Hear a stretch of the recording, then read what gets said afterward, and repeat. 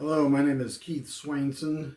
This is video 7 of the Heresy book series, and the title of this video is Matthew 24 should not be quoted for end time truths.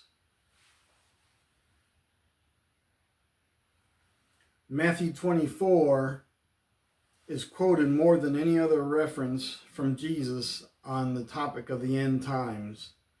It's called his Olivet Discourse because he spoke to the disciples on the Mount of Olives just across from the Temple Mount when he shared the truths that are captured in Matthew 24 and 25.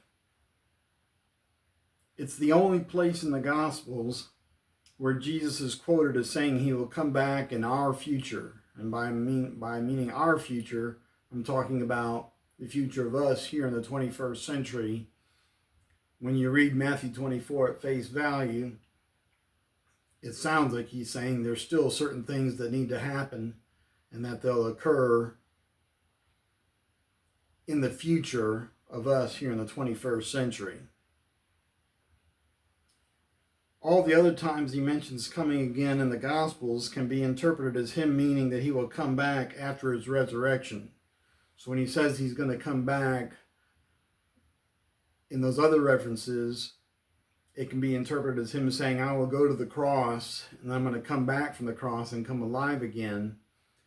These are what he was mentioning previously, but Matthew 24 is the only place where he's referring to coming again that can be clearly interpreted as him saying he's going to come back again in our 21st century lifetime. In Matthew 24, Jesus is quoted as saying he will come back no less than 6 times. In Matthew 24, verse 27, 30, 37, 39, 42, 44, and one additional time in Matthew 25, verse 31.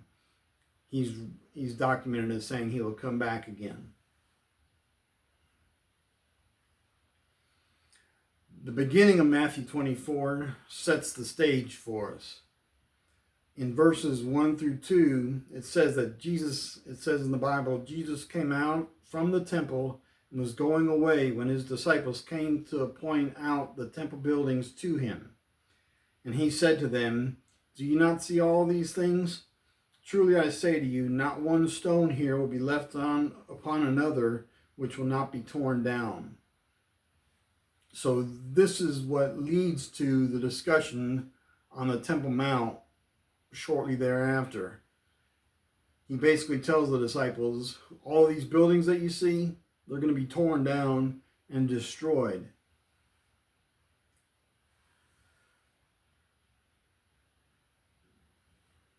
Matthew 24 hints at something very profound. And it's in verse 3. And this is where the discussion starts. As he was sitting on the Mount of Olives, therefore it's called the Olivet Discourse, because he was sitting on the Mount of Olives, the disciples came to him privately, saying, Tell us, when will these things happen, and what will be the sign of your coming and the end of the age? So it's clear why the church uses Matthew 24 as its reference to the end times discussions, because it says here, tell us, when will these things happen, and what will be the sign of your coming and the end of the age? But Matthew throws something in that verse that should give us pause as we read it, but we don't. We simply gloss over it and ignore it or argue against it. But in reality, it is something very obvious. He says in verse 3, the disciples came to him privately. Now, this is what Matthew says. He says the disciples came to him privately. So it leads us to believe that he's one of those disciples, that he's getting this firsthand, that he's getting this, writing down this conversation. Matthew gives us a hint, but it's not a clear description of what really happened. In Mark's gospel, it's clearer.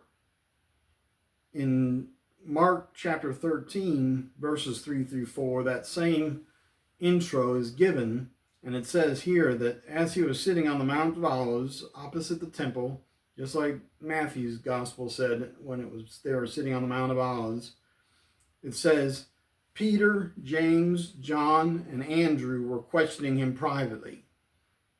Now wait a minute. Matthew said the disciples came to him privately, leading to believe that he was one of those disciples. But Mark's gospel says very clearly that it was only Peter, James, John, and Andrew that questioned him privately. So 4 out of the 12 were there to discuss this with Jesus, or more like Jesus discussed with them. Mark is thought by Bible scholars to be Peter's writer. So the Gospel of Mark is discussing things from the first person perspective, not as a secondhand historian. Whereas Matthew's Gospel, even though he says that the disciples came to him privately, he is trying to hint that he wasn't there, but he doesn't do a very effective job of communicating that. So, what we have here is we have Mark's gospel clearly showing itself to be the superior of the two as far as its use in discussing the end times.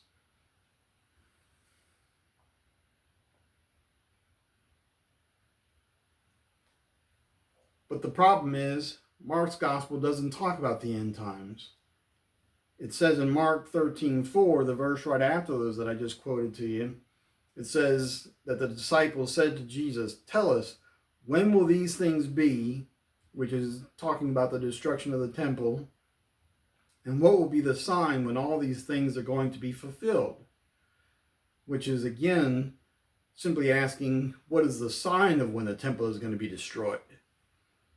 These are different questions from Matthew 24, and are from the only one, and are from the only eyewitness to the conversation. So we have here that Mark's gospel is from the eyewitness Peter, that Mark is writing down the comments from, and Matthew 24 asks about the end times, but his is not from an eyewitness who was there during the account. So let's look at Mark 13 and see what he says. His simply asks, when will these things be? When will the temple destruction occur? And what will be the sign when all these things are going to be fulfilled? And that is, what is the sign when the temple is to be destroyed? Almost a reiteration of the first question. There is no mention of the end times or coming again in Mark's gospel.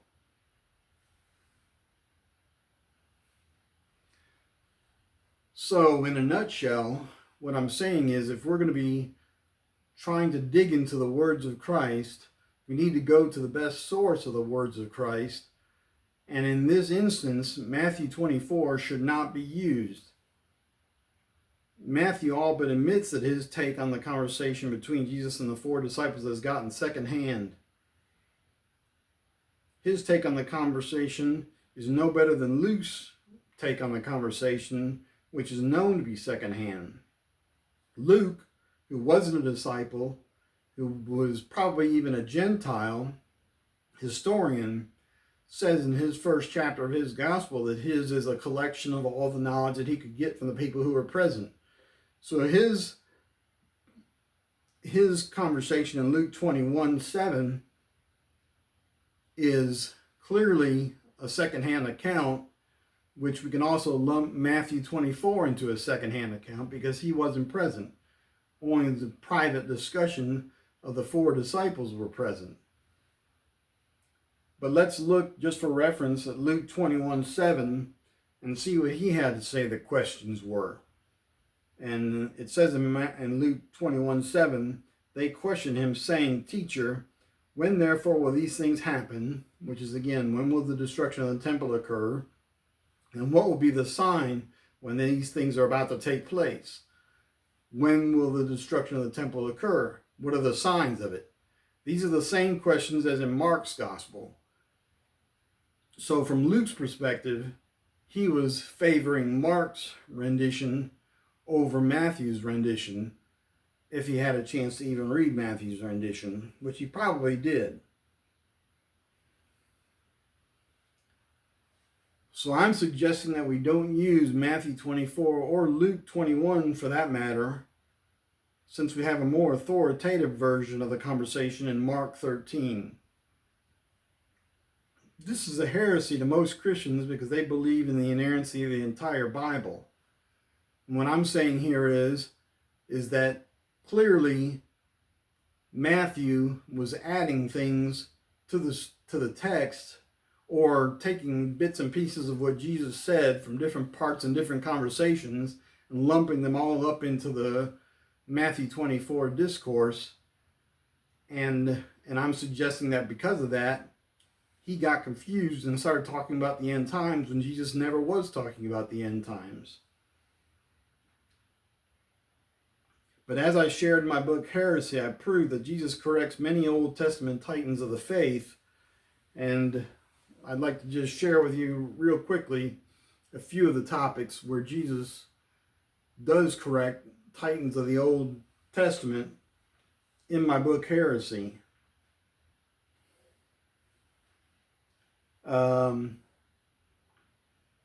Jesus corrects Moses on his take on unclean foods. Jesus corrects Moses on the command for divorce. Jesus corrects Moses and the Sabbath, because Moses instructed them to kill people who broke the Sabbath, and Jesus allowed his disciples all over the place to break the Sabbath. And then Jesus corrects both King Solomon and King David on the age or the everlasting nature of the earth, whereas Jesus said the earth is not everlasting, it's going to come to an end. But both King David and King Solomon both thought it was going to last forever. So these are just a couple examples that I've shared in my book, Heresy, that show how Jesus corrected people of the Old Testament, and how I no doubt he would have corrected the people of the New Testament just as much for their errancies. And that's kind of why I'm giving this presentation to you, is to point out that the whole Bible is not perfectly inspired, that humans, I hate to say it, but that you have to trust in the Spirit of God that Jesus said would come and to bring to remembrance all the things that he said, and that the things that other people like Paul and Peter and John and the rest of them wrote may not necessarily be inerrant. With this precedent being set, let's look at Mark 13. In my interpretation of Mark 13, it goes like this. When you get out of that introduction of those first few verses, Mark 13 verses 5 through 18, Jesus is answering question 1. When will the temple be destroyed? And he gives various hints of what will be going on right before the time when the Romans came and sacked Jerusalem and destroyed the temple. Verses 19 through 37, Jesus appears to be answering another question altogether, but limits his answer to that time in history, to that general area of about 70 AD. I base this on verses 30 and 31, which is nearing the end of the whole discourse, where Jesus says, "Truly I say to you, this generation will not pass away until all these things take place. Heaven and earth will pass away, but my words will not pass away." A normal reading of these words, with the assumption that Jesus is God in the flesh and doesn't make mistakes, leads us to believe that verses 19 through 37 have likewise taken place. And Jesus reiterates his authority by saying, "Heaven and earth will pass away, but my words will not pass away." We as a church, when we say that this generation is not those people at that time, but possibly ours in the 21st century, are not allowing, we're allowing his words to pass away. We're allowing the meaning, the simple meaning of those words to pass away, and we're arguing against Jesus Christ. And I'm not about to do that. I'm about to say that Jesus was correct and everybody else be damned. And all of our interpretations, throw them up for reevaluation. I argue they have all happened because Jesus is not wrong. I'd like to reiterate that in no verse does Jesus allude to the second coming in the Mark version of events. I'd also like to reiterate that I base this interpretation on the assumption that Jesus was God in the flesh and doesn't make mistakes in his statements. This generation in Mark 13:30 can only mean those people hearing him in that discussion that day, not somehow our generation handicapped by 2 millennium of time separating us from those words and the meaning of them from that time. And just as a side note, if you look up every use of the term this generation or the phrase this generation, it's used 18 times in the Gospels and always refers to those people at that time, not about our time, not about a time in the future to even us.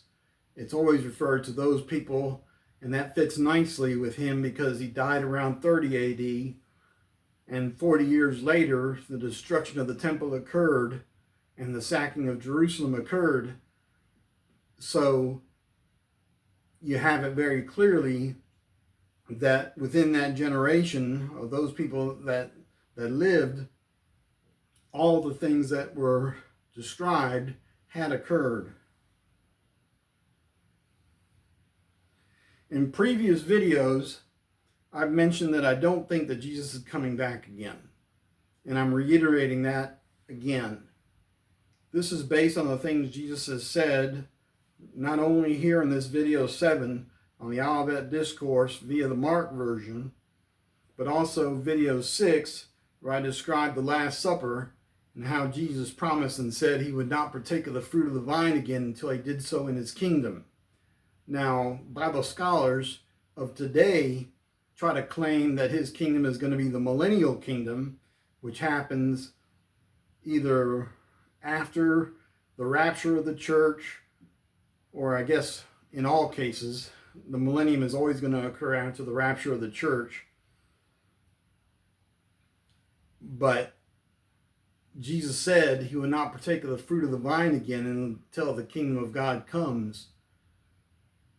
And therefore, I point out in my book Heresy that the kingdom of God did come because he did partake of the fruit of the vine again after the Last Supper. And he also, during the Last Supper, said he would not partake of the Passover meal again until he did so in the kingdom of God. And so we try to look to the kingdom of God as being that millennial reign in the future. And I'm claiming that no, he already partook the Passover meal on the day of his resurrection day. So therefore, the kingdom is here and now. But that's in video 6. Video 5, Jesus said, what he said about John the Baptist is also enlightening, because he said that John the Baptist was Elisha, and Malachi says that Elisha would come before the great and terrible day of the Lord. And therefore, with Jesus claiming that John the Baptist is Elisha, it's making the case that his kingdom is here and now, that the end times are here and now, that the great and terrible day of the Lord is here and now. In addition to videos 6 and 5, also in videos 3 and 4, I cover what the prophets said about the end times and how Jesus fulfilled what the prophets wrote. I point out different examples of how those prophecies have already been fulfilled in the life of Christ, why do we as Christians want to push them off into the future when we have them clearly documented in the Bible? But again, that's covered in videos 3 and 4. I've included a link to these videos in the description of this video. In summary, I hope that if you haven't seen them yet, that you will review videos 2 through 6 in addition to this video 7. They summarize the arguments I'm making against the second coming. My conclusion about the second coming is based on the assumption that Jesus was God and alone is inerrant, and that his disciples were all confused because they didn't fully grasp this fact. My next video will be on the witness of the 2 angels that said that Jesus would come back. That's another point of contention that people will say is, well, but in Acts, you have clearly those 2 angels describing how Jesus, who was raised up into the sky, say that he's coming back just the way that he raised. And I'm going to argue that those 2 angels in chapter 1 of Acts were simply not angels, they were men. And I'll point out how biblically I can prove that they were just simply men and not angels. So if you don't mind, please like or subscribe if you want to get these next few videos. The next video after the angels discussion will be on the Apostle Paul and why I don't think he was fit to describe end times events, because he was simply a man and that he can't override what Jesus said, and Jesus was God. So that will do it for this video. Thank you very much.